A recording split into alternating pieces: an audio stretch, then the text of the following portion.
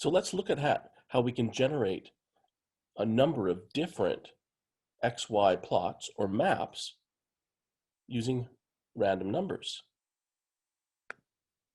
So here in R, I'm going to start with creating just a random number set. Let's say 100 random numbers.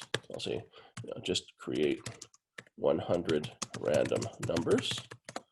And to do so, I'll just call them X, and I'll say that equals runIf. And that runIf value will be 100 random numbers. And I'll have them range between 0 and 100, like so. Then if I run this, Control Enter, I can look at X, and you'll see X has 100 numbers in it, just chosen by chance.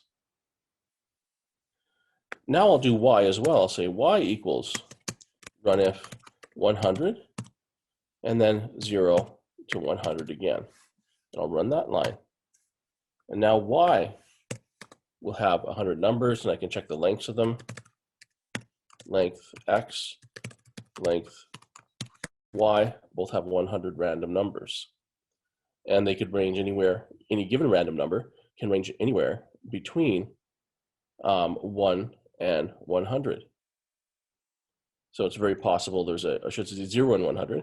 It could be a 0 for once. Sometimes it can be 50, sometimes it's 13, sometimes it's 5, sometimes it's 92, you know. These are numbers that are drawn from what we call the uniform probability density function, drawn with equal probability and independently of each other.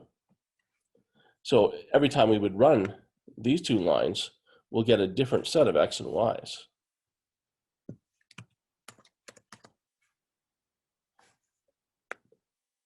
So we get a different set each time. So if we make a plot of those, so I'll just say, okay, let's plot them. Plot the map. And I'll say plot X, Y, like that, and I'll run it. Then we get a plot that looks like that at the bottom here. I'll just expand that part a bit. So now if I just select these, and each time I run it, watch my lower left window. See how each time I run those 3 lines of code, I have a different pattern. Some patterns have more maps, I should say, not maps, but gaps.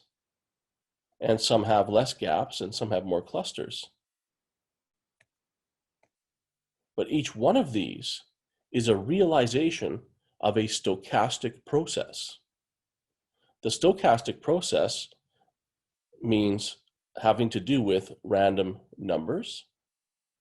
And our stochastic process is that each point location is chosen from a probability density function on the interval of 0 to 100 with equal probability and independently of each other point.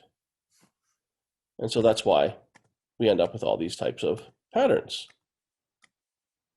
And each pattern is called a realization because I realize the pattern. That means create the pattern by executing that code.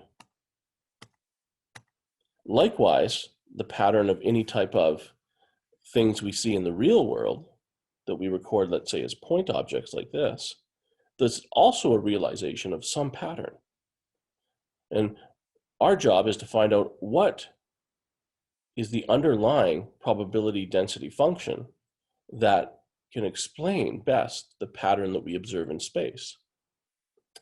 If we had a pattern that looked like this in front of us right now, and we want to explain that pattern, it would best be explained by a uniform probability density function based selection of X and Y values.